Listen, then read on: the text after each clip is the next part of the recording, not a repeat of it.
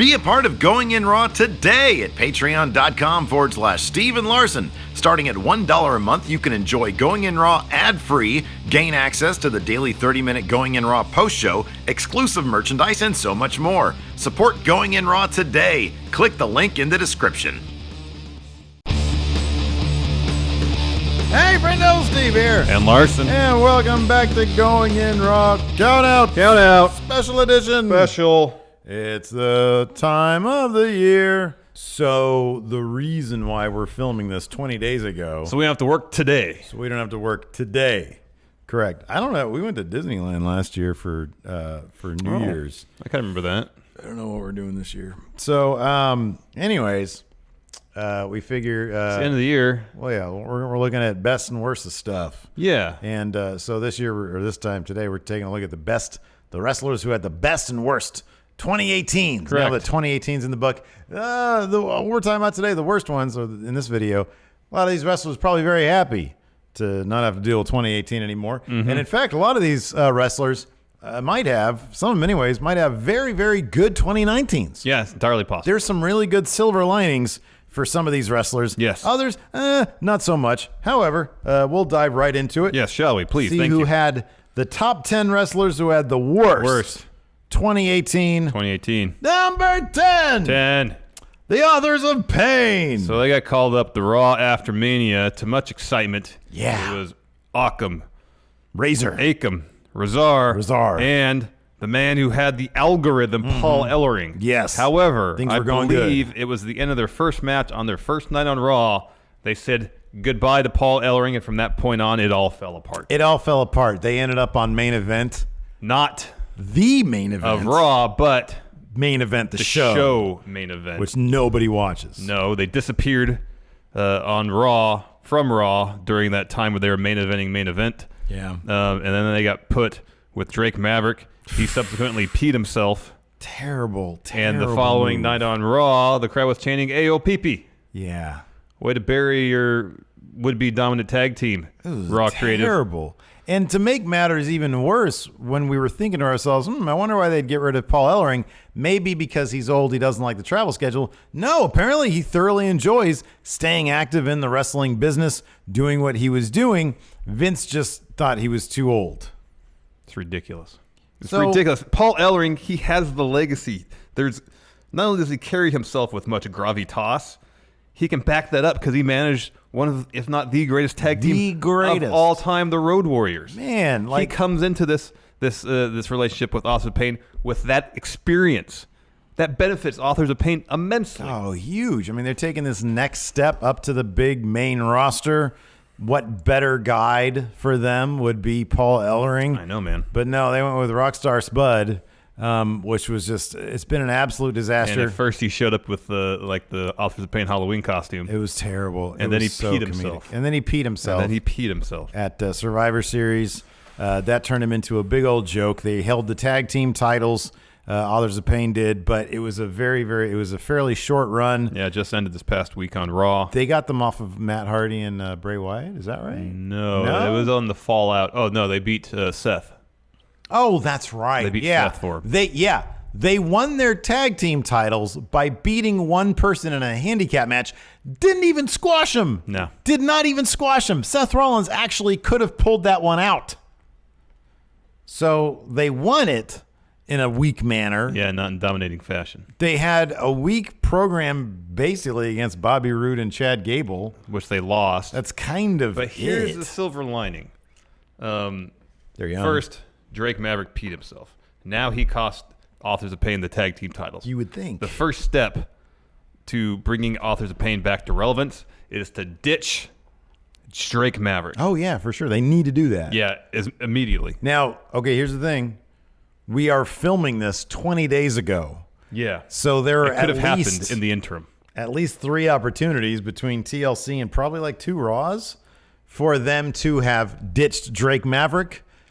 If that happened, that's a massive silver lining. If that hasn't happened as of New Year's Eve 2018, that's bad. That's really bad. That's really bad. I mean, honestly, just costing them the tag titles is enough for them to end their business dealings with Drake Maverick. The silver lining is they could be part of one of 4 teams that could help revitalize the Raw Tag division. And we saw what they could do in NXT. Yeah. And when booked correctly, it's pretty good. Yeah, absolutely. And bring back Paul Ellering. And they are young. I mean, it's a fairly new call-up, but it has been a botch so far. Yeah. It has been great. Yes.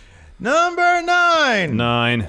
Alberto Del Rio. Or Alberto El Patron. He got fired from Impact. That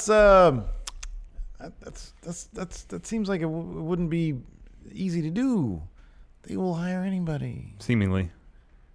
So we saw him at the end of 2017 at a house show, a co-brand event between Impact and Big Time Wrestling. Big Time. Out in the Bay Area. And he was in a match, the main event, I believe, against Moose. And it was like the first time I've actually seen Alberto engaged. I saw charisma. Yeah, he was fun. He was a lot of fun. And the conclusion of that show, he said he wants to be an Impact for the rest of his career. Yeah. Probably says that wherever he goes. Yeah, no, and then 3 months later, he gets fired because he no-shows an event. Yeah. It was it's WrestleMania weekend. It was a co-promoted show between Impact and Lucha Underground. Yeah. He was supposed to be wrestling. Which is a big deal for Impact, yes. which especially at the time, they were sort of digging their reputation out of a ditch. Yeah. Do you remember who he was supposed to be facing at that show? I don't know. Wasn't it a tag match? Like Austin Aries, the Penta guys, Phoenix? Yeah, I think so. Something like that. I think so. It was something like that. I think so. And then we hear afterwards that or maybe it was supposed to be Pentagon. I think and then it was they put supposed to be Pentagon into the triple threat match. Yeah, I think it was supposed to be Aries Pentagon. And, It was supposed to be Pentagon. And then we hear afterwards that they were talking about putting the belt back on Alberto. Yeah. So he got fired. We really haven't heard much from him since. No, we haven't. He was at some MMA thing. I think he's got some MMA thing going on. I don't know. And then I think the other thing for the year was he posted somebody posted an Instagram picture of him, I guess his new girlfriend and then some other people having dinner. It was a very lovely picture. And then somebody in the comments said something like, "Oh, this just looks like Paige." And then he left the comment going off on Paige. Not that person. He went off on Paige. No, she's crazy. She's got mental health issues, et cetera, et cetera, et cetera. And so, he still has some bitterness apparently. But yeah, getting fired from Impact, that's It seems like you really got to try to do that. You really got to try hard to do that. Yep. So yeah, not a good year for Alberto. No silver linings for him. Number 8. Jason Jordan. This one's kind of a bummer. This is a big bummer. So before Mania, I believe, he was scheduled to go what we heard was a fairly minor neck procedure. And we haven't seen him back on TV since. Hearing rumblings that he might have to retire already. He's been doing some producing work backstage. Yeah. I felt like he was really finding his character on Raw and doing some really good work from the from the character standpoint. He's a great wrestler. Fantastic He's wrestler. a fantastic wrestler. He was a tag team champion with Seth Rollins. Mm-hmm. He was involved in sort of a pseudo Shield storyline type thing. Yeah. When this happened. But yeah, we hear that, and I agree with you. Although he was doing good work with what he was being given, and I was interested to see if he could turn it into something that was a bit more appealing. If creative had something a bit more appealing for him, but yeah, it's devastating. Like this dude, he was in developmental forever, for a very long time since NXT started. He was there, and then finally they get the call up as American Alpha. They get split up, and he was sort of doing a lot of nothing for a while. They did the Kurt Angle's that's son. Right. That's what split them up. Yeah. And then it was revealed that Jason Jordan was Kurt Angle's son. Mm-hmm. And it seemed like they didn't know exactly what they wanted to do with it, but then it finally got to the point where Kurt Angle was giving his son chances that he might not necessarily have deserved. Mm-hmm. And that led to his involvement in the Seth Rollins, Dean Ambrose storyline. Yeah. And I thought he was really getting his feet under him from a character standpoint. Mm-hmm. He was doing kind of the annoying, kind of bratty guy pretty well. Yeah, he was effectively. Yeah. And then he got hurt, and we have not seen him since. Yeah. I just PW Insiders had something up about him going to Birmingham, Alabama. I assume the office of Dr. James Andrews, noted orthopedist, to get reevaluated. Yeah. So let's see if there's a chance that he can get back in the ring at some point. Well, and so there's a little silver lining there, and then also WWE seems eager to keep him on in a producer role. To their credit, they're really good about that. If talent is hurt kind of under their watch severely enough they can't wrestle again, it seems like if interested, they'll give an opportunity to do something else. Yeah, and I can see the company. Hopefully he can flourish in that role if he's unable to compete any longer. So, you know, we've seen it before. We've seen it with T.J. Wilson, Tyson Kidd. Yeah, sure, yeah. He had that devastating neck injury. Yeah. That could have been fatal. And we hear a lot about good, matches that are put together that he produces, and it's like, oh wow. Yeah, it seems like he has a really good mind for the business. Yeah. And if Jason Jordan, assuming he's given the opportunity to do something similar, hopefully he will succeed just as well as TJ has. I hope so. Number 7. Paige. So again, sad. Forced to retire due to a neck injury. Yeah.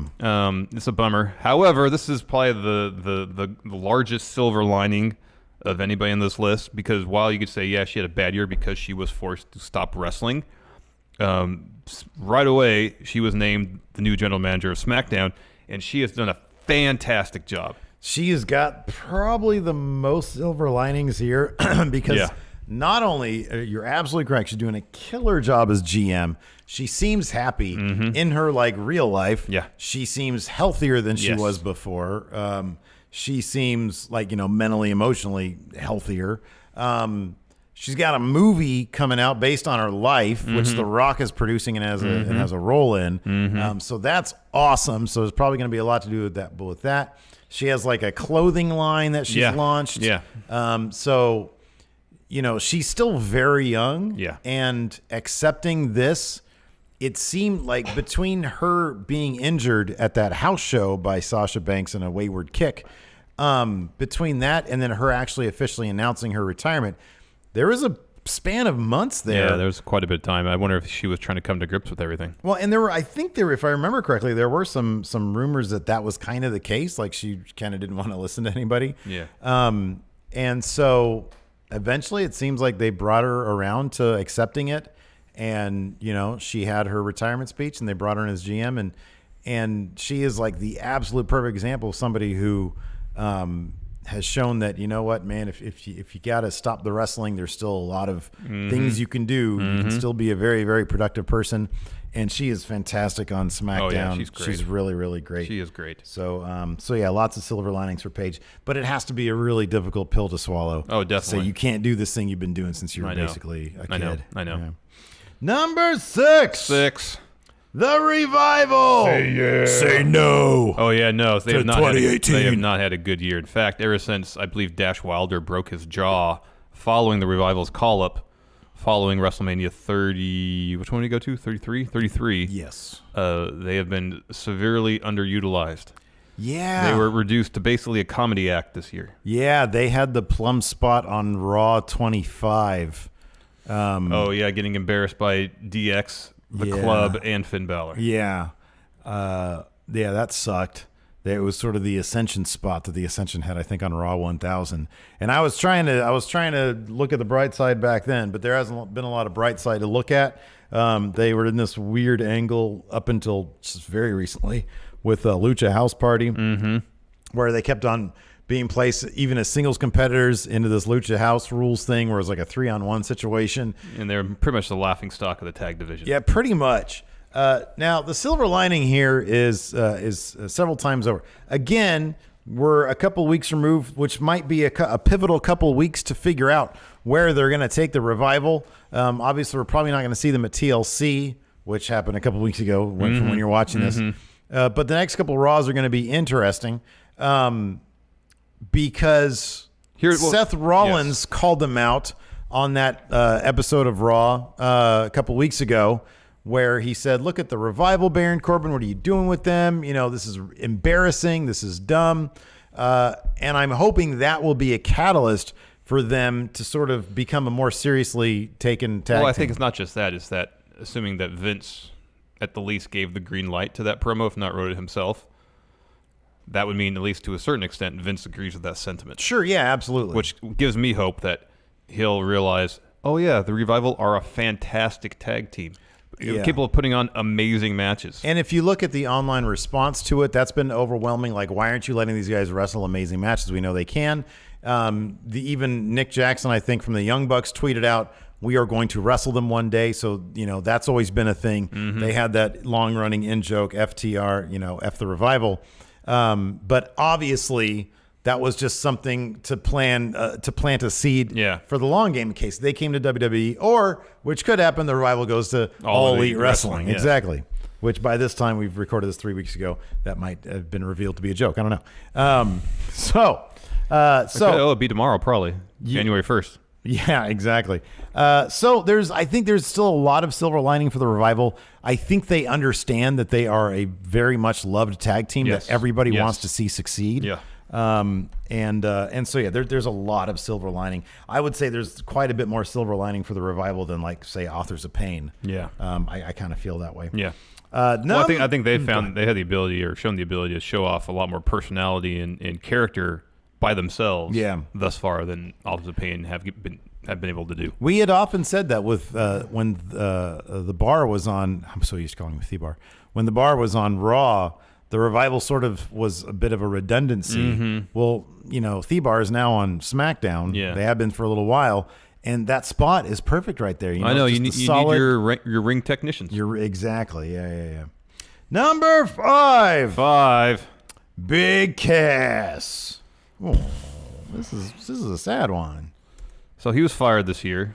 Yeah. For a variety of issues. I guess he went too long on a promo. There was also like a backstage incident that involved his ex-girlfriend Carmella, where he got pretty upset that somebody was talking to her. This is all alleged from the dirt sheets. But apparently, he was not happy with somebody talking to Carmella. Yeah, and he had some attitude issues backstage. A variety of issues, all told, led to his release right in the midst of a pretty major feud against Daniel Bryan. Yeah, it was a pretty big push for him. Yeah. And because he was the first guy that Daniel Bryan was coming up against. Yeah, he returned from injury. Return. Yeah, he returned from injury after WrestleMania, the SmackDown after Mania, after being out for a while after tearing up his knee. So he got released. We didn't see him or hear from him pretty much the duration of his what I would assume was the no compete time. I guess. Yeah, the 90 days. Yeah. Because it was around that amount of time. He did make a couple podcast appearances. I think, and he more or less said, WWE was right to let me go. He was on Booker T's podcast. Yeah, that's right. And he said, they were pretty much right to let me go because I wasn't easy to work with. Yeah. So he was definitely trying to angle himself for a return, saying, I'm wrong, they're in the right. I would love to work there again. And so we didn't hear or see from him for a little while. He shows up for, I think, like his first appearance since his release. Yeah, the show in... I think that was another big-time wrestling. It was, like one in South Detroit Carolina. Or something, Michigan? Oh, South Carolina. Okay. And he didn't look like in the best shape. Like, he's never been... He's always come across kind of as a guy who...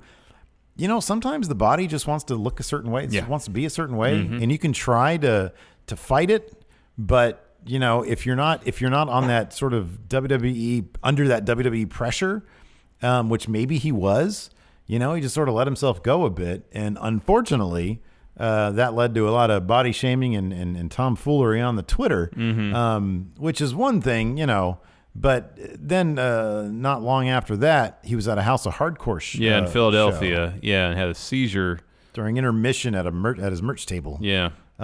So yeah, that's rough. That's really rough. It is. Everything we've heard, which is pretty much Tommy Dreamer's tweet, seems to indicate that he's all right. Yeah. We haven't heard anything additional about his status health-wise. But yeah, rough year for Cass. Yeah, not good. The silver lining is he's relatively young. Yeah. He's got name recognition. Whenever you've been in the WWE, that brings your price on the independent market up. Yep. So, hopefully he can either find it in wrestling or whatever else he wants to do in life. He went to med school, didn't he? He did, yeah. He's a smart dude. He's a really smart guy. So hopefully he can get it together and have a killer 2019. I hope he does. Yep. Number 4. Bobby Roode. Look at that face, Larson. Yeah. Look at that face. Yeah. Hey, that is apparently the day he got Superstar shaken up to Raw. Oh, okay. That's his face. That's the level of excitement he had going to Raw. So they never did turn him heel like I was hoping. When did he get called up? Was it 2017 he got called up? It was 2017.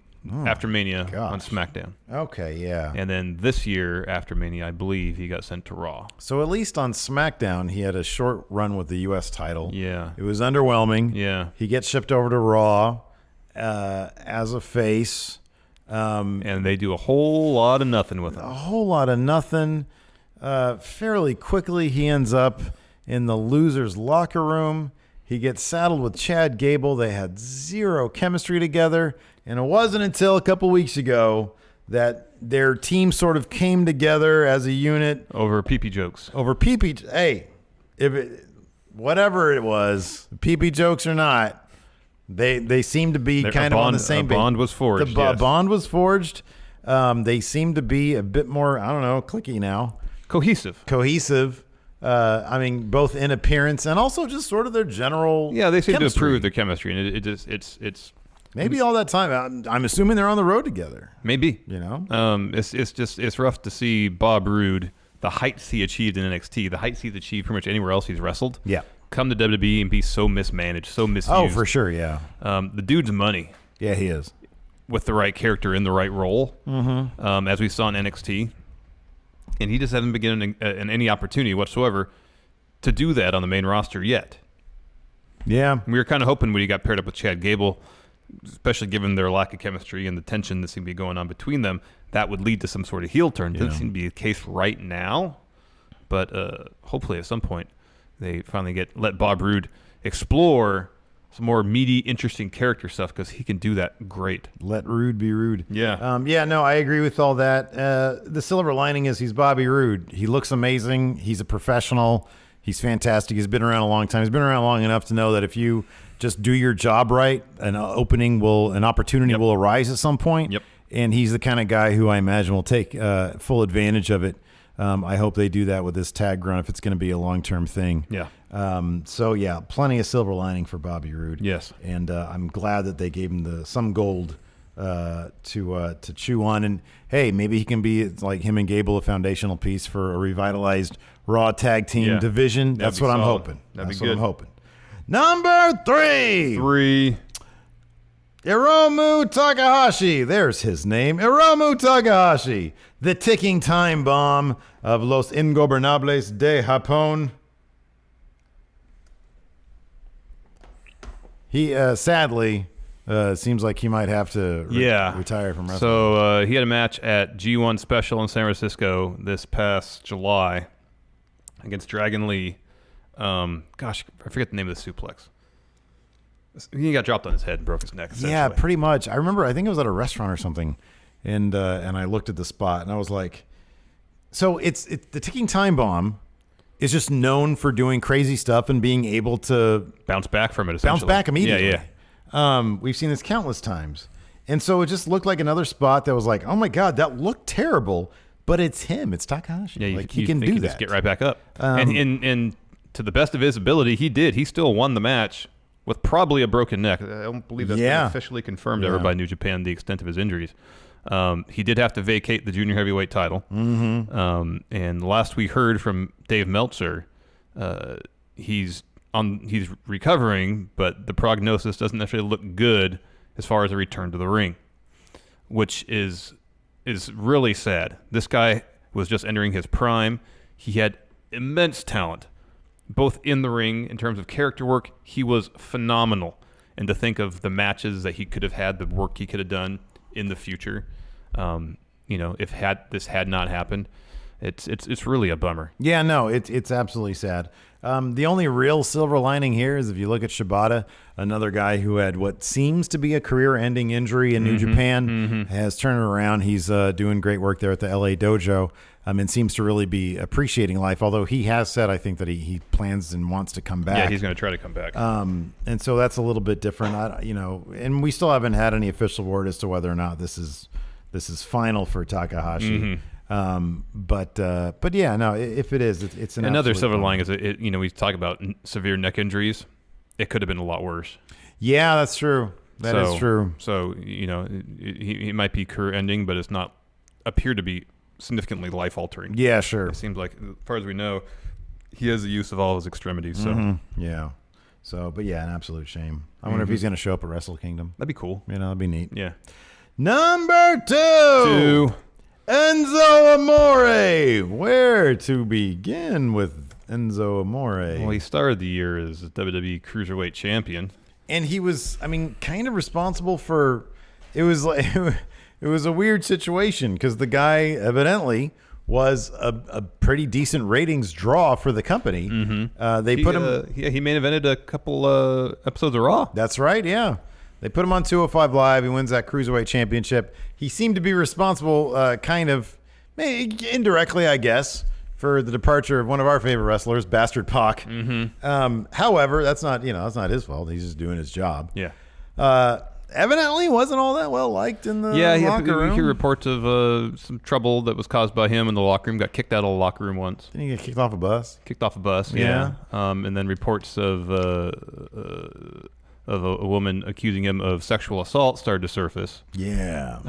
And apparently he did not notify WWE of the investigation and was fired because of it. That was sort of the straw that broke the camel's back, if you will. Yes. Yeah. He was eventually cleared by the police, I believe.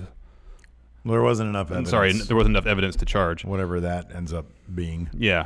So from a legal perspective, that wasn't a concern, but he wasn't wrestling anymore. Yeah. So he released 2 really bad rap songs. Yes. Really bad. Yeah. One of them was thoroughly calling out the person who was accusing him of sexual assault. Mm-hmm. Anyway, you cut it. It's tacky as hell. It is tacky. Yeah. And then he shows up at Survivor Series with a wig on. Sitting second or third row. Yeah. About halfway through the show, he takes the wig off, stands up, starts cutting a promo, talking like he has a mic in his hand. He started cutting his old promo. Yeah, he did. Yeah. He had a shirt that says, "I'm doing fine." Then he got tackled by that awesome security guard. Yeah, that tackled the same lady that tackled Gronk. Yeah. He got tackled. I know. And just embarrassed himself publicly. Yeah, pretty much. Just terribly. And then the following Monday, I think he had a concert in Los Angeles attended by 30 people at the Whiskey A Go-Go. But there was one guy there who bought an Enzo shirt that we saw in the picture. So he had changed his name from Enzo Amore to Real One. To Real One. Maybe the search engine optimization wasn't high on that. So he went back to Enzo, but this time it was NZO. So he has a shirt in the style of an NWO logo that says NZO. And at the one still I saw from his concert, there's at least one guy who bought an NZO shirt. He was there front and center. He was right there. Man, this is great. I can't believe I'm this close to my idol, NZO. So, yeah. Anyways, let's get to number 1 and then we get out of here. Oh. Number 1. James Ellsworth. So, to kick off 2018, he had a pretty good 2018. Yeah, he was brought back to WWE a couple times. He was brought back to WWE a couple times. He had a fairly significant role, apparently, I think, on Grimm's Toy Show. He also had a pretty significant role in Carmella beating Asuka twice. He did. He also had a pretty significant role on Impact at one point. And then a couple months ago, he was accused by a 16-year-old girl of sending her lewd pictures. He has categorically denied that. Some of these pictures have been shared online, and I kind of want to burn my eyes out after seeing that stuff. So it's not good. But he's denied it. So there's that. But yeah, he hasn't really wrestled since then. I don't really see a lot of silver lining there. No. No. So, yeah, anyways. Good episode. Yeah. Best, worst things in 2018. Yeah. Check out, we have another video that's up right now. Another podcast is up right now. People had the best. The best 2018. That's going to be a fun one. That's going to be a lot of fun. Don't have to talk about this right here. Anyways, that's it for the show. Thanks so much for tuning in. Until next time, I'll talk to you guys later. Bye.